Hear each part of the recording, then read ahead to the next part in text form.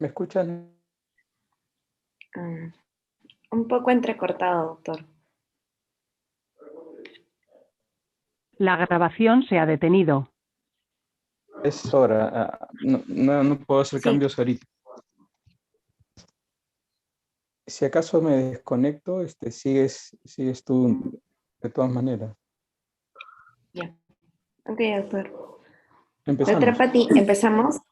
Ya, Sí. Esta Bueno, reunión está buenos siendo días grabada. a todos. Buenos días, doctor Guillermo, doctor Barriga. Doctora, buenos días. Doctora Patti. El día de hoy contamos con la presencia de la doctora Patti.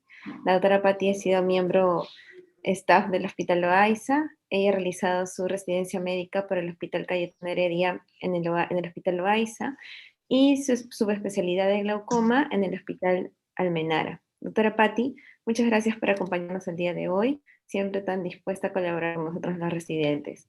La dejo a cargo de la ponencia. Puede compartir su pantalla, por gracias Mariel. Buenos días a todos. Sí, voy a compartir ahorita mi pantalla.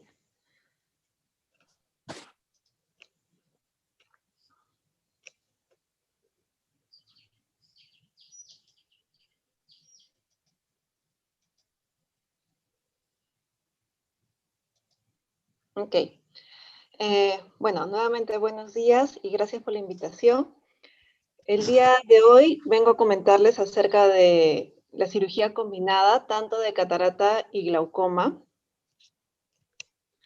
Como sabemos, o cuando nosotros pensamos en un paciente con glaucoma, tenemos varias ideas que vienen a la mente. Por ejemplo, sabemos que es una neuropatía óptica progresiva, que se va a presentar en personas mayores de 40 años, básicamente va a alterar el campo de visión del paciente, entonces ahí ya estamos comenzando a hablar de una dificultad visual. Es un paciente que va a tener que ser sometido a tratamiento de forma crónica, ya sea con el uso de hipotensores oculares, o también existen otras terapias alternativas que podemos brindarle al paciente, como procedimientos láser, procedimientos quirúrgicos que tenemos a la mano actualmente aquí como dispositivos de drenaje o cirugías filtrantes como trabeculectomía. Sin embargo, ya desde hace tiempo se demostró en grandes estudios que evaluaron pacientes con glaucoma que muchos de estos pacientes, debido a la propia terapia médica, van a desarrollar catarata de forma más precoz.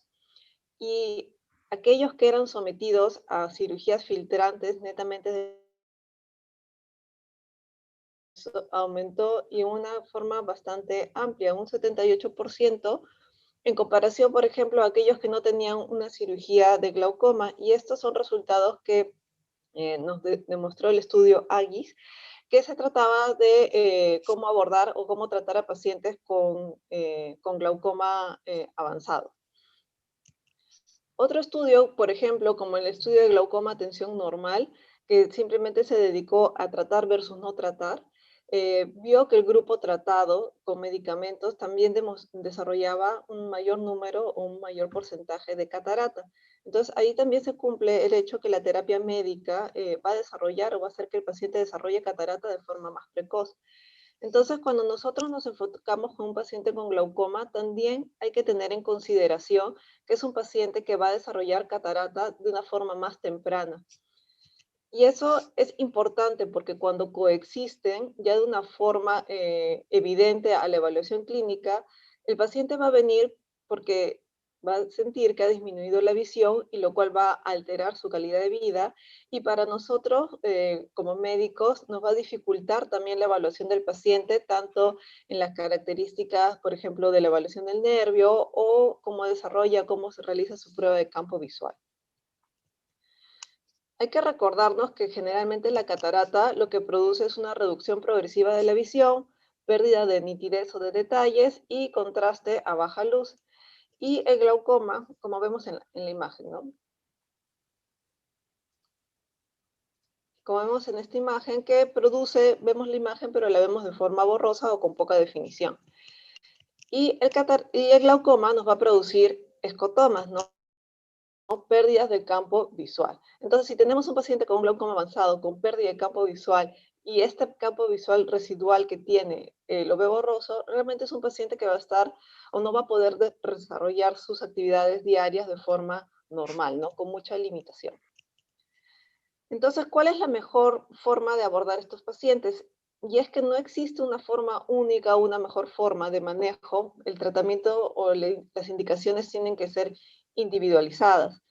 Y muchas veces cuando coexisten, a pesar que sabemos que limita su calidad visual, hay que tomar decisiones según los hallazgos que encontremos en el paciente. Porque si coexisten, hay pacientes que primero les puedo indicar una cirugía de catarata cuando la presión está controlada. Hay pacientes que puedo indicarle primero una cirugía filtrante cuando la presión está muy alta y necesito valores de presión muy bajos. Puedo también indicar cirugía combinada y actualmente puedo indicar cirugía de catarata y algunos otros procedimientos adicionales.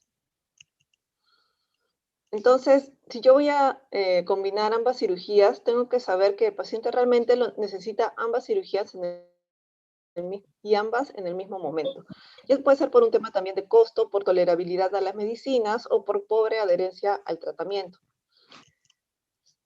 En cambio, cuando yo veo un paciente que necesita una cirugía de glaucoma, generalmente yo me enfoco en temas de presión. Por ejemplo, si el paciente no alcanza la presión target o la presión meta, si tiene la PIO borderline, si la enfermedad veo que está progresando a pesar del tratamiento, si usa muchas gotas, 2 o 3 gotas para controlar la enfermedad, si tiene buen control, sin embargo, tiene poca tolerancia a los medicamentos, que eso es lo que está surgiendo en la actualidad con mayor índice.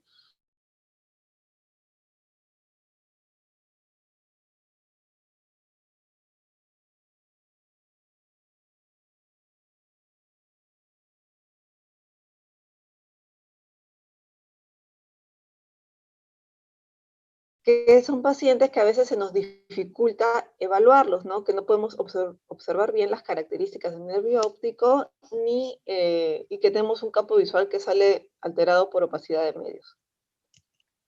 Entonces, si yo quisiera comparar, y esto es un cuadro referencial, las 3 técnicas quirúrgicas, tenemos que saber que si la principal molestia en nuestra paciente es visual, o sea, que tiene una mala calidad visual y queremos que mejore la calidad visual, sí o sí tenemos que ir por una cirugía de catarata, ya sea pura o una cirugía combinada de catarata y glaucoma. Porque sabemos que si solamente le voy a hacer una cirugía filtrante porque quiero bajar mucho la presión y de repente el paciente todavía no presenta dificultad visual, yo tengo que advertirle a ese paciente que en los próximos, de repente 3 a 5 años, su visión va a disminuir porque va a desarrollar catarata que no tenía en este momento. En cuanto a los valores de presión, se sabe que la cirugía solamente de catarata disminuye la presión en valores de 1 o 2 milímetros de mercurio por un promedio de unos 2 o 3 años, perdiéndose el efecto al final del primer año, ¿no? Es un plus adicional por diferentes mecanismos que los vamos a ver en un momento. Sabemos que la cirugía pura de glaucoma es la que más nos va a disminuir el valor de presión intraocular y los rangos de presión que se pueden disminuir en una cirugía combinada, si bien toda la literatura refiere que es menor que una cirugía filtrante pura por el tema de que va a haber más inflamación, son 2 procedimientos quirúrgicos, sabemos que la inflamación va en contra de la cirugía de glaucoma.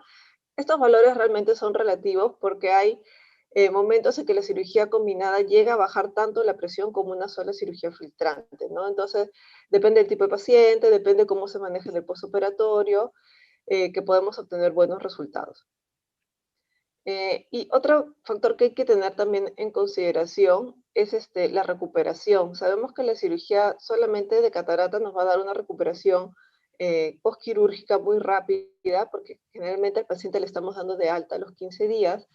Sin embargo, a los pacientes que vamos a someterlos a una cirugía filtrante pura o ya sea combinada, el alta es a los 2 meses por la evolución de la cirugía filtrante.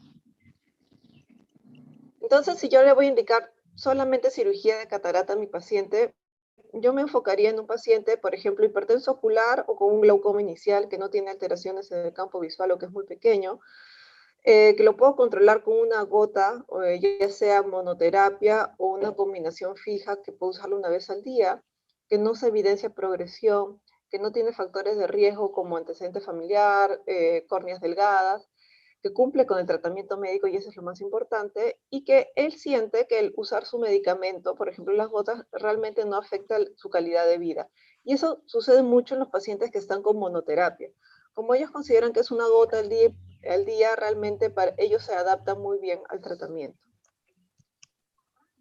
Recordar que si solo voy a indicar cirugía de catarata, en estos pacientes en específico, me van a presentar un pico de presión intraocular que puede ser muy elevado. Generalmente se presenta 3 horas después de la cirugía, pero el pico máximo se presenta a las 8 horas después de la cirugía. Y eso es importante porque podemos premedicarlo con acetazolamida antes del procedimiento quirúrgico para evitar este pico de presión. ¿Por qué la cirugía de catarata me va a reducir la presión intraocular? Primero por un tema de volumen, ¿no? Estoy retirando un cristalino, estoy colocando un lente intraocular, entonces voy a tener mayor espacio en esta zona. Eso va a ampliar el ángulo, va a cambiar la tensión de la zónula y puede mejorar el flujo de salida del humor acuoso. Eliminamos este componente facomórfico que vemos en muchos pacientes que tienen cámaras estrechas o ángulos cerrados a pesar de una iridotomía. Y el mismo proceso inflamatorio genera cierta cantidad de prostaglandinas que también en cierto factor genera una trabeculitis que me ayuda a bajar la presión intraocular. Pero hay que recordar que esto no es una opción de tratamiento de glaucomas. Hay que decirle al paciente que va a seguir con su mismo medicamento, con sus gotas, o que la enfermedad más adelante de repente va a tener que ser controlada con otro tipo de cirugía. Otra vez vamos a recordar lo que es muy importante, el dar acetazolamida en un paciente con glaucoma, previo a una cirugía de catarata para evitar estos picos de presión. Estos picos se van a desarrollar más en glaucomas de ángulo abierto, en pacientes que tienen cámaras profundas, porque se usa mayor cantidad de viscoelástico y el viscoelástico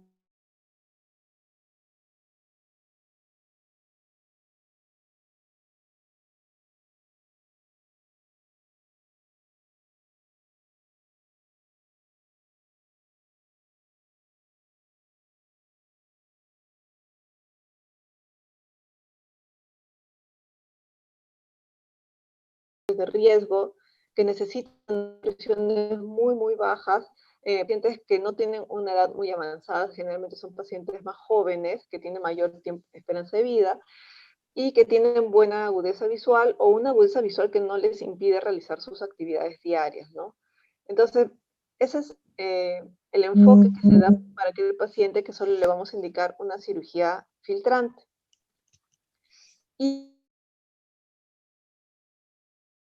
¿No? Puede ser un paciente con glaucoma en diferente estadio, puede ser leve, moderado o severo, puede tener terapia médica máxima o simplemente que no tolere las gotas que usa, que puede ser 1 o 2 fármacos, o que no llega a alcanzar la piometa, que el campo visual igualito progresa, que tiene los mismos factores de riesgo, antecedentes familiares, córneas delgadas, que limita su calidad de vida, y eso es bastante importante porque hay que enfocarnos en el desarrollo del paciente, hay que preguntarle si puede realizar su actividad como siempre, si puede caminar, si puede leer, hay que fijarnos dónde está el defecto del campo visual para saber qué parte de visión él está utilizando y si es una visión útil. También pacientes que no cumplen con el tratamiento, y bueno, y acá es bastante importante porque esto ya casi es decisión del médico, son pacientes que tienen factores socioeconómicos, o sea, que realmente sabes que no se está poniendo la gota o que si le indicas 2 cirugías no va a volver a presentarse, o es un paciente que se va a perder y que ingresarlo a sala puede ser difícil en una primera oportunidad por alguna otra contraindicación, pacientes anticoagulados, por ejemplo, o postrados, o en silla de ruedas, también es mejor proceder 2 cirugías en uno. Entonces, si vamos a hacer una cirugía combinada, aquí cambia la técnica de la anestesia. Generalmente ya no es una anestesia tópica como solemos utilizar en la cirugía de catarata pura. Por lo general se coloca anestesia subtenoniana para brindar anestesia en la parte de la conjuntiva superior. Podría utilizarse también anestesia perivulvar, pero a veces cuando tenemos pacientes con glaucoma muy avanzado, preferimos no aumentar el volumen alrededor del globo ocular, del nervio óptico específicamente, para no ejercer un efecto de presión en esa zona. Es muy importante saber, ahora mucho menos que antes, porque ya los pacientes casi no usan pilocarpina como se indicaba anteriormente, pero muchos de estos pacientes, a veces adultos mayores, tienen dificultad para la dilatación. Entonces hay que tener en cuenta que aquellos pacientes que se les indique cirugía combinada, a veces van a requerir ganchos retractores de iris o anillos en los cuales se va a tener que dilatar la pupila para poder acceder a un procedimiento de cirugía de facomulsificación con facilidad. Hay que valorar si nuestro paciente con glaucoma es un glaucoma pseudofoliativo, porque sabemos que va a tener debilidad celular, que de repente vamos a tener que colocar un anillo de tensión capsular o escoger otro tipo de lente intraocular. Hay que valorar la profundidad de cámara anterior, si son pacientes con glaucoma de ángulo cerrado, que solamente tienen iridotomía periférica, muchas veces la profundidad de la cámara no es muy amplia y eso hace que la cirugía de catarata no haya tanto espacio como uno le gustaría, entonces se puede colocar manitol preoperatorio. Hay que valorar también la severidad del glaucoma. Sabemos que cuando hacemos una cirugía de catarata, para mantener la estabilidad del ojito, aumentamos la presión intraocular a valores bastante altos, 60 milímetros de mercurio, que están seteados en la máquina, ¿no?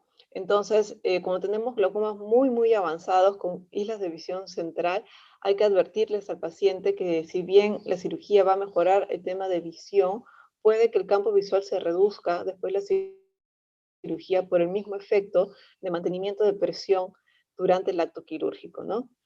Y algo que algunos médicos realizan es descontinuar los análogos de prostaglandina, generalmente 2 semanas antes de la cirugía, debido a que se sabe que los análogos de prostaglandina en el postoperatorio pueden producir cierto grado de edema macular cistoide y por eso prefieren retirarlos.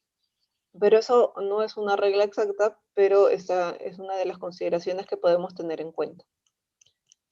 Entonces, aquí hay un video en el cual vamos a ver cómo se realiza una cirugía combinada. Hay diferentes formas de realizar cirugías combinadas en cuanto al momento en cual se hace una u otra cirugía.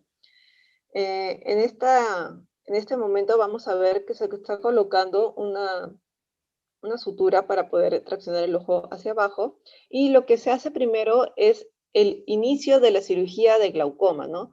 Vamos a formar lo que es un bolsillo conjuntival para poder acceder a la zona de la esclera, y luego cuando ya tenemos la esclera expuesta, lo que vamos a hacer es cauterizar. Luego de cauterizar la zona, vamos a cobrar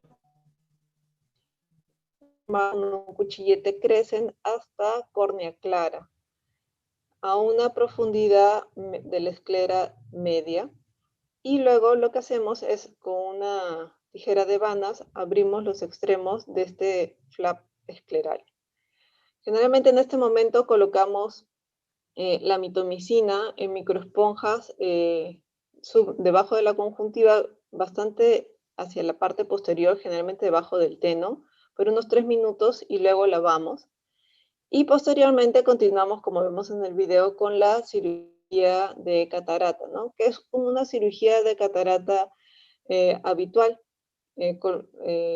Hacemos nuestro puerto auxiliar inicialmente para colocar viscoelástico, luego hacemos nuestra incisión principal para poder hacer la capsulorhexis circular continua, que vamos a ver aquí en la imagen. Y aquí es cuando, por ejemplo, en los pacientes que tienen ángulos estrechos o cámaras poco profundas, a veces estos procedimientos se dificultan, y por eso que el hecho de usar manitol preoperatoriamente va a deshidratar el vitrio y va a permitirnos formar espacio, ¿no? Va a hacer que todos estos procedimientos intraoculares sean mucho más cómodos y producir menos disminución o daño al endotelio. Luego vamos a hacer la cirugía de facomulsificación con la técnica habitual que utilice el cirujano. Aquí sí no hay ningún tipo de indicación adicional. excepto aquel paciente que puede tener pseudofoliación, tener cuidado en la zónula, ¿no? En la debilidad zonular. Igual se realiza la emulsificación y luego se va a proceder a, como vemos, por ejemplo, acá cambia al reflejo rojo para hacer lo que es la aspiración de los restos corticales. Antes estábamos con iluminación para la parte anterior del ojito, para hacer la cirugía de glaucoma, pero para ya poder aspirar los restos corticales, cambiamos el tipo de iluminación y estamos aspirando los restos corticales con un bimanual.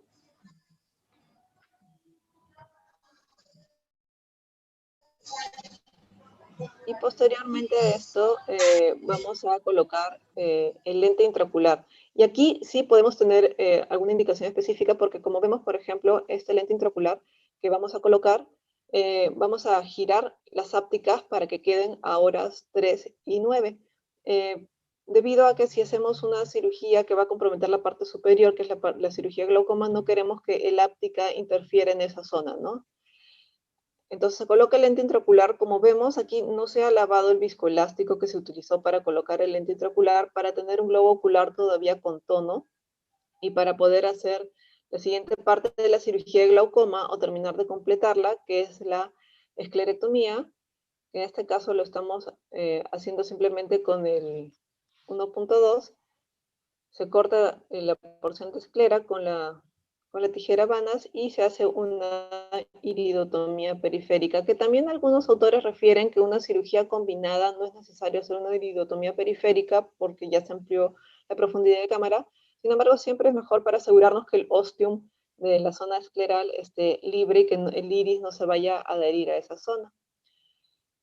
Posteriormente se termina la cirugía de glaucoma de forma habitual, se colocan suturas en el flap. En este caso, como el flap es cuadrangular, se coloca una sutura en cada vértice. Quien realiza flap triangular, generalmente se coloca una única sutura en la parte superior. Y luego de cerrar el flap, procedemos al cierre de lo que es enterrar las suturas. Eso es bastante importante para que no vayan a romper la conjuntiva. Y luego vamos a proceder a cerrar de forma hermética nuestra conjuntiva, ¿no? Generalmente cerramos primero los bordes para dar tensión a la conjuntiva.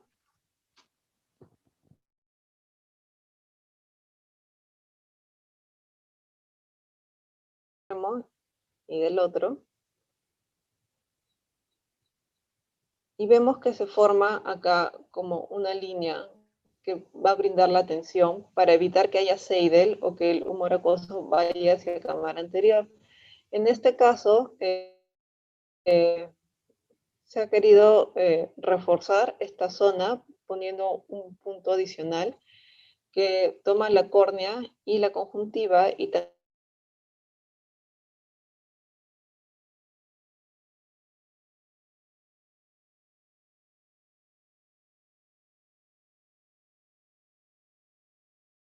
plástico que está todavía dentro del ojito, que lo dejamos para poder mantener la estabilidad del globo ocular para permitirnos hacer la cirugía de glaucoma, ¿no? Y eso es bastante importante porque este disco elástico es el que genera generalmente los picos hipertensivos posoperatorios.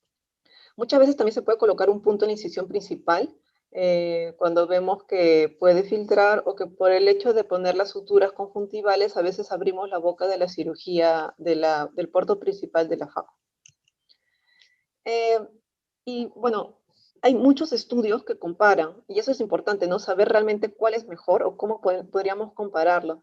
En este estudio es un estudio canadiense que simplemente comparó pacientes que iban con cirugía de glaucoma pura y pacientes que iban con cirugía de glaucoma y catarata. Y el número de pacientes que iban con cirugía de glaucoma y catarata o cirugía combinada era mucho más alto que el que iba a cirugía de glaucoma pura. Y en las características, como vemos, eran pacientes generalmente a quien se le indicaba cirugía combinada podía ser un grupo de pacientes de mayor edad, en rangos de presión intraocular o en severidad de glaucoma según el defecto. Sí tenemos que los pacientes de cirugía pura de glaucoma tenían, el mayor porcentaje tenía un defecto marcado del campo visual, ¿no? Severo. En cambio, los pacientes de cirugía combinada no tenían tenían un glaucoma leve moderado y no tantos un glaucoma avanzado. Pero lo que queremos saber es si realmente hay diferencias en los valores de presión. Y este estudio demostró que, por ejemplo, en cuanto al procedimiento quirúrgico, complicaciones y presiones objetivo, no hubo mayor complicación en realizar cirugías combinadas en comparación a solamente cirugías de glaucoma. Ambas presentaron cierto grado de complicaciones y muy bajas. Complicaciones postoperatorias tampoco fueron muy marcadas en ninguno de ambos grupos.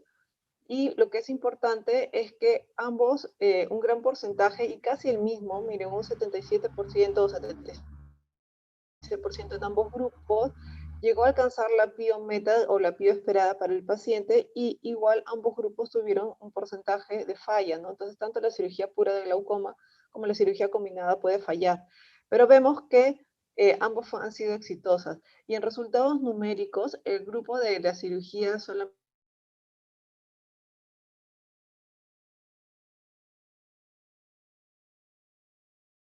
y muy similar al grupo de la cirugía combinada. Este grupo bajó de 20.5 milímetros. La reunión está siendo grabada. Controlando muchos factores inflamatorios posteriores a la cirugía, podemos obtener resultados exitosos en manejo de presión. Si es que nos enfrentamos a un paciente que ya tuvo su cirugía de glaucoma previamente y ahora nos enfocamos a una cirugía posterior de catarata, hay que tener en cuenta de que hay muchos pacientes con ampollas disestésicas, que tienen iridotomías, que no van a permitir dilatar correctamente o manipular bien el iris. Eso puede estar afectado. Hay iridotomías a veces que son muy grandes. Pueden ser pacientes que hay que considerar cómo está el recuento endotelial. La cirugía de glaucoma disminuye el recuento endotelial, puede tener pobre dilatación, cámaras estrechas, debilidad sonular, puede que la ampolla falle después de una cirugía de catarata en un paciente que tiene una trave previa, o que, si bien el paciente no usaba gotas, indicarle posteriormente el uso de gotas. La recomendación es que si tenemos un paciente al cual se le ha realizado una cirugía filtrante, esperar al menos 6 meses para realizar una cirugía de catarata, para evitar la falla o la inflamación de la cirugía de glaucoma previa. Evaluar bien la dilatación, intentar que sea una cirugía por la técnica de facomulsificación para no tocar la conjuntiva. Generalmente se prefiere o se recomienda, si puede ser abordaje temporal, sería ideal.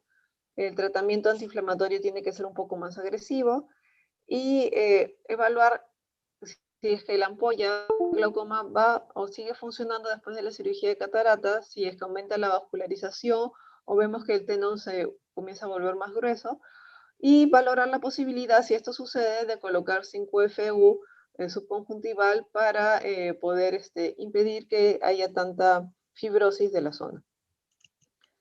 Y esto simplemente son unos videos de que actualmente, cuando nosotros pensamos en una cirugía combinada de catarata y glaucoma, no tenemos que centrarnos simplemente en una cirugía de catarata y trabeculectomía, porque existen otras posibilidades.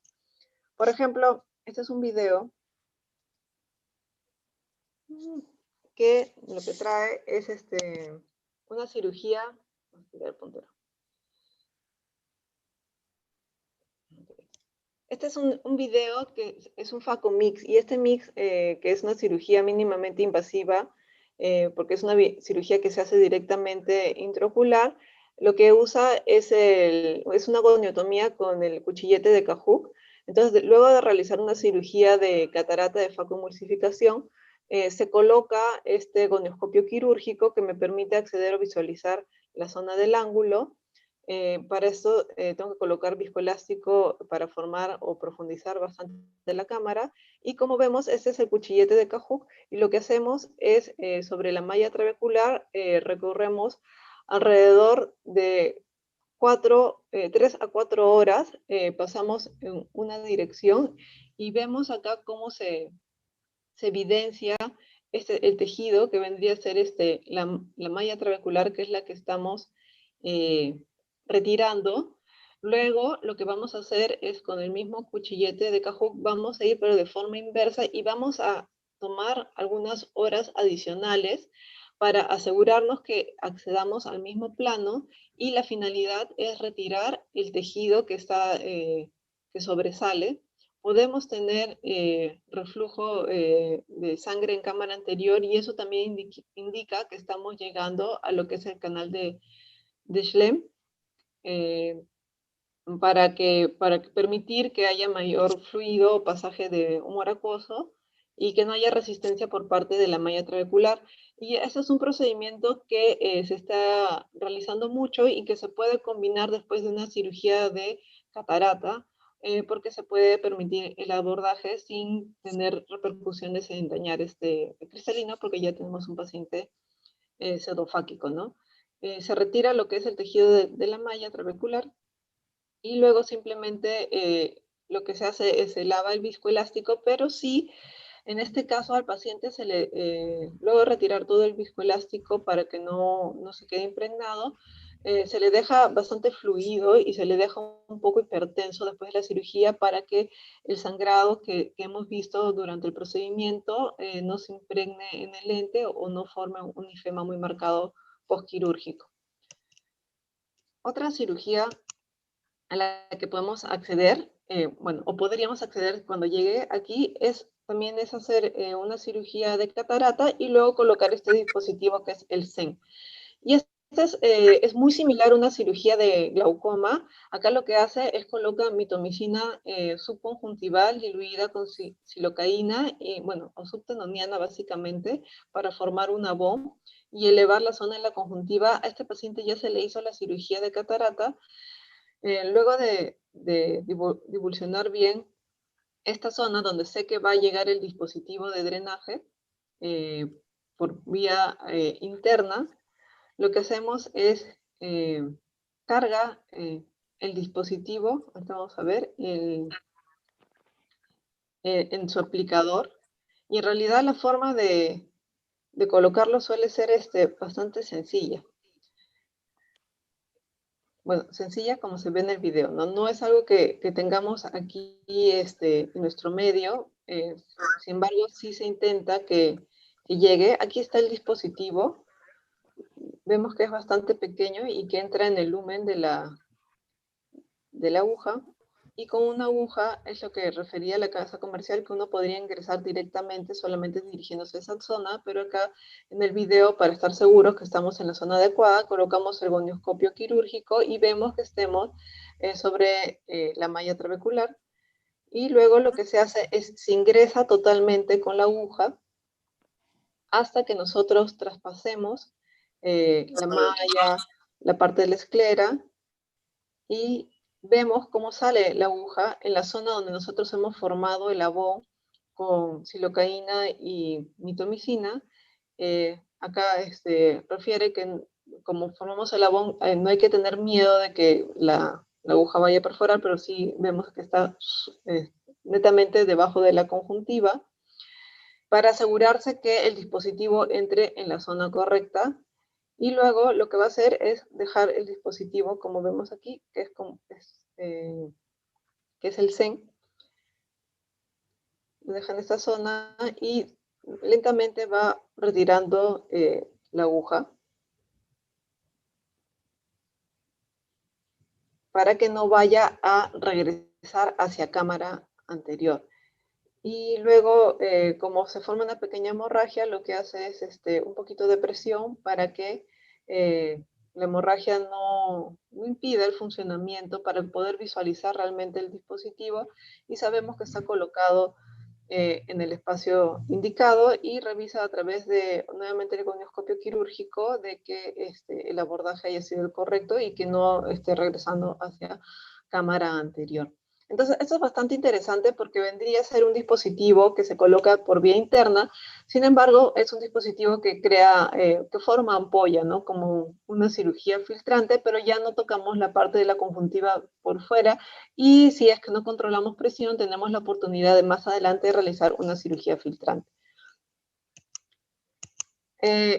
Otros procedimientos que también tenemos a la mano y es hacer una FACO, endociclofotocoagulación, que generalmente está destinado a glaucomas refractarios o glaucomas que tienen muy mal control de presión, porque debido a que es un procedimiento que va a quemar los procesos ciliares, entonces podría ser un poquito agresivo el tema de controlar la presión.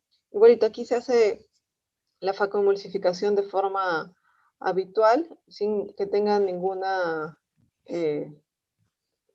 reparo adicional.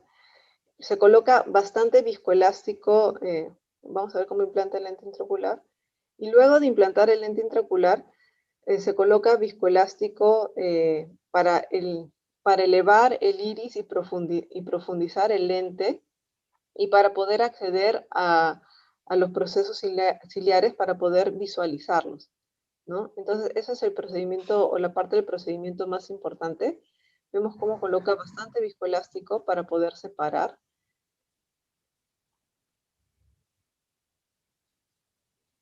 Y luego vamos a entrar con el endoscopio, y este tipo de dispositivo especial, o sea, de esta marca, tiene una pantalla en la cual vamos a visualizar los procesos ciliares, y acá vemos el lente y acá están los procesos, y lo que vamos a hacer es, con este láser que es diodo, vamos a quemar los procesos ciliares que vamos visualizando, con la finalidad de disminuir la producción de humor acuoso. Entonces, la zona a tratar que se recomienda es alrededor de 180 grados o un poco menos, según lo que lleguemos por la incisión principal. Usualmente tenemos que ver que el proceso se retrae, más no que vaya a explotar, porque si damos mucha energía, podemos ver cómo el proceso puede abrirse o explotar, y eso genera mucha inflamación. Y este cirujano refiere que después de realizar este procedimiento coloca triamcinolona en cámara anterior para disminuir la inflamación, porque ese es un procedimiento que produce bastante inflamación. Y este último video, que es lo mismo, que es endociclo, pero aquí lo importante, es que en este video tenemos otro enfoque del endociclo. En el video anterior quemábamos la parte anterior del proceso ciliar para disminuir la producción de humor acuoso. Este es un paciente que tiene una configuración plató, entonces se va a enfocar en quemar inicialmente la parte posterior del proceso, y vemos cómo se retrae la forma del proceso, y eso nos va a permitir ampliar el ángulo, ¿no? Y mejorar la zona de drenaje en un paciente con una configuración plató. Entonces, de todas maneras, igual va a disminuir la presión intraocular, porque estamos afectando todo el proceso, la parte anterior y posterior. Sin embargo, también en este enfoque tiene un efecto mecánico para ampliar la profundidad de cámara. Entonces, como resumen ya final, cuando nosotros evaluamos a un paciente con glaucoma y catarata, podemos saber que actualmente tenemos muchas alternativas, ¿no? Si el glaucoma está en un estadio leve, podemos indicarle que continúe con sus gotas, hasta podríamos indicarle hacerle un SLT si queremos que descontinúe el medicamento y hacer una cirugía de catarata pura. Si tenemos un glaucoma moderado, tenemos la posibilidad de colocar una válvula, hacer una cirugía de glaucoma, una trabeculectomía, o entrenarnos para poder hacer una goniotomía. Y si tenemos un glaucoma severo, también está la trabeculectomía, la válvula, pero tenemos estos procedimientos láser que también nos ayudan a disminuir la producción de humor acuoso sin tocar lo que es la conjuntiva, para poder tener una cirugía filtrante posteriormente si fuera necesario. Muchas gracias. Doctora Patti, muchas gracias por su ponencia. Ha sido muy didáctica para todos, pienso yo. Doctor Barriga, doctor Terán. Yo tengo una pregunta, doctora Patti. Cuando habló usted sobre la catarata pseudofoliativa, ¿qué tipo de lente usted recomendaría usar para este tipo de glaucomas, perdón, ¿no? Cataratas y glaucomas pseudofoliativos. Usualmente si tenemos, bueno, hay que ver, cuando tenemos pseudofoliación, bueno, en el hospital siempre preferimos enfocarnos en un lente de plegable de 3 piezas, porque a veces podemos intentar, si es que tenemos una ruptura de saco capsular, podemos ver si lo podemos colocar en el soporte. Sin embargo, si tenemos un paciente con pseudofoliación, ahí hay que ver si es necesario colocar un anillo de tensión capsular para evitar que se despliegue todo el complejo sonular, ¿no? Y si es que eso sucede, este lente de 3 piezas podría colocarse como explicó el doctor Terán en su clase de lunes, con un clado esclera, ¿no? Que sí sería lo que podríamos ofrecer al paciente. O sea, a este paciente podemos entrar a sala explicándole que puede que no se pueda colocar el lente intraocular durante la primera cirugía por el proceso pseudofoliativo. Tenemos que saber que es un paciente que va a hacer mucha inflamación, mucha inflamación en el postoperatorio, así la cirugía vaya perfecta, ambas cirugías. Eh, y tener esa salvedad de usar un lente plegable de 3 piezas para poder hacer un procedimiento adicional, si se puede, en el mismo momento quirúrgico, si no hay buen soporte capsular. Ya, doctora, gracias.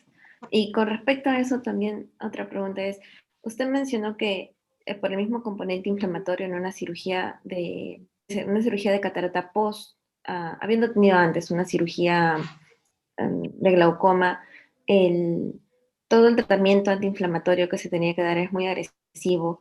Entonces, de la misma manera, en una cirugía combinada, ¿el tratamiento antiinflamatorio tiene que ser así de agresivo o va a Sí, ser quizás agresivo lo menos? referimos a frecuencia. Por ejemplo, generalmente en una cirugía combinada, o cirugía de glaucoma pura, nosotros usamos los corticoides por un periodo de 2 meses, ¿no? Entonces no los retiramos tan pronto como una cirugía de faco pura, que sabemos que la recuperación es bastante rápida.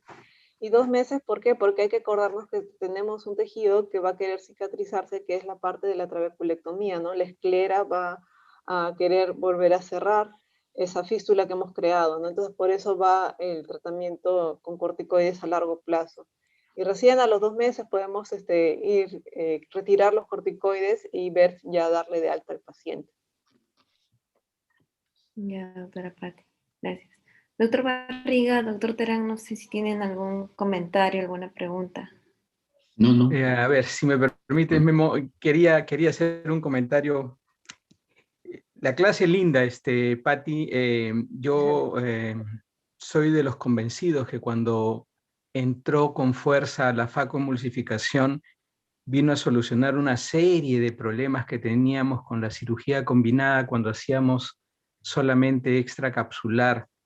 Pero yo creo que es necesario que los chicos sepan que todavía en nuestro país, y estoy seguro de eso, existen muchos lugares donde todavía no se usa FACO y donde se ha popularizado mucho la técnica de Mininuc, sobre la cual varios colegas, amigos, glaucomatólogos siempre se han quejado por la forma como trata el ángulo esta cirugía. Entonces, la primera pregunta que te haría, Patti, es ¿cuánto variaría tu clase si es que no tuvieras que hablar de FACO y tuvieras que hablar de Mininuc o cirugía extracapsular? Hay consideraciones que tendríamos que tener, ¿no es cierto? ¿Cuál es tu opinión sobre esto? Sí, por ejemplo, también hay cirugía combinada en Mininuc y catarata, y glaucoma, perdón. En el mismo, por ejemplo, cuando se hace una Mininuc, en el mismo tallado de la incisión, que haces un túnel escleral grande, ¿no? Para poder resacar por esa zona cristalino. Luego de hacer la cirugía de catarata de forma habitual, lo que se hace es se entra con el esclerótomo y en la parte central de esta zona se come un pedazo de esclera como si fuera una cirugía de glaucoma, pero tienes un flap escleral grande, ¿no? y una iridotomía, y igualitos se coloca un poco más de puntos para tener mayor consideración en la parte de filtración de humor acuoso, pero los resultados también son buenos, pero claro, previamente uno tiene que programarse a hacer una cirugía combinada de mini nuc y glaucoma. Otra posibilidad es que se haga una mini nuc por abordaje temporal, que también suele hacerse. Ahora, el riesgo, porque tenemos una herida que está más expuesta, es un poquito más alto, pero también hay muchos médicos que hacen mini nuc por abordaje temporal sin tener ningún tipo de complicación. Entonces, lo que nosotros intentamos es no tocar la parte superior del ojito para, si tenemos que entrar a hacer una cirugía filtrante, en algún momento que esa zona sea, esté sana, ¿no? Sin embargo, si ya nos enfrentamos al revés con un paciente que ya fue sometido a este tipo de procedimientos quirúrgicos, ahí hacer una cirugía filtrante realmente va a tener poco éxito, y lo que ya se considera como primera opción es colocar un dispositivo de drenaje, o sea, colocar un implante valvular, porque ya tenemos una esclera cicatrizada que no nos va a permitir hacer una cirugía filtrante. Correcto, sí, sí, esa era más o menos la idea de mi pregunta, ¿no? Que en realidad te obliga a tener en cuenta otros procedimientos diferentes cuando ya el paciente fue sometido a una mini nuc y tienes que operar después una cirugía filtrante de catarata. Y la otra pregunta, más bien ya volviendo a las épocas actuales, si un paciente es sometido a una cirugía filtrante primero y luego hay que hacerle una FACO, ¿hay alguna consideración por el lugar donde se debe entrar para la FACO, o puede hacerse en manos expertas en cualquier lugar? ¿Tú qué recomendarías? El caso es un paciente bien operado, con su cirugía filtrando perfectamente bien, su ampolla formadita, pero ha hecho catarata. ¿Por dónde le dices al cirujano que entre? En realidad, como la cirugía de glaucoma usualmente se hace un poco nasal, cuando hablamos de la cirugía de catarata, posteriormente tenemos un poco de complicaciones cuando se trata del ojito izquierdo, ¿no? Porque ahí puede comprometerse el puerto principal de la cirugía de catarata con la ampolla, que muchas veces la ampolla puede ser disestésica o puede crecer de una forma irregular que dificulta al cirujano el abordaje, ¿no? Entonces ahí lo único que tiene que hacer es cambiar la angulación o la zona por donde hace su puerto principal para poder manejar mejor el procedimiento quirúrgico, lo cual sí resulta un poco incómodo, ¿no? De por sí para el cirujano de catarata. Está Memo con nosotros, me gustaría conocer su opinión. Memo, ¿qué dices tú? ¿Por dónde prefieres entrar cuando un paciente tiene una cirugía filtrante bien funcionante todavía? Yo no tengo problema. No tienes problemas. No, yo siempre evado ¿cómo se llama? Yo creo que esto es Hay espérate un ratito, hay alguien que está con el micrófono. Ya. Ok, Memo.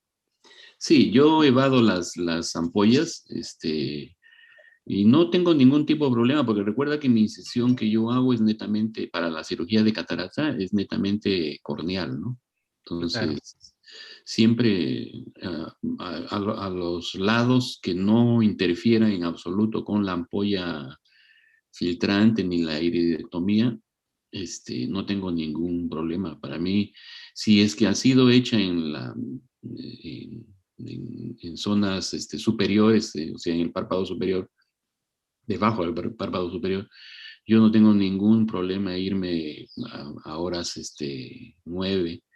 Difícil ir por vía nasal, ¿no? Pero por vía temporal no hay ningún tipo de inconveniente, ¿no? Incluso yo hago puertos laterales y los puertos anexos lo hago en sentido opuesto sin ningún tipo de inconveniente, ¿no? ¿Sí? De acuerdo. Uh-huh. De acuerdo. Ok, creo que habían preguntas en el chat, Mariel. Tenemos un par de preguntas, doctor. Sí. Una de las preguntas es, la ciclosamida para evitar el pico de presión intraocular, ¿por cuánto tiempo lo deja, doctora? Hay Depende, generalmente la indicación es dar una tableta antes de entrar a la cirugía para que el efecto de la medicación coincida con el pico postoperatorio, pero hay médicos que lo dejan cada 8 horas durante el primer día postoperatorio, cosa que en el día siguiente que vamos a controlar al paciente y que le tomamos la presión intraocular, estamos seguros que su presión ya está controlada y en base a eso podemos retirarla. Gracias. Y la siguiente pregunta es si hay alguna consideración en cuanto a los parámetros de la FACO. En realidad no, todo depende de la característica de la catarata, ¿no? Pero valorar como cualquier otra FACO, ¿no? Si, cómo está el recuento endotelial, si es que el glaucoma es muy avanzado de repente, no poner la altura de la botella tan alta para no crear tanto espacio y generar más presión intraocular. Ahí es un tema en que en realidad el cirujano de catarata tiene que estar cómodo para poder operar, ¿no? Y sabiendo los posibles pros y contras de esa cirugía. Realmente nunca he visto mayor complicación en la parte de glaucoma por una cirugía de catarata, pero está descrito, ¿no? Entonces, por eso es que se tiene mayor cuidado en el tema de manejo de presiones durante el procedimiento quirúrgico.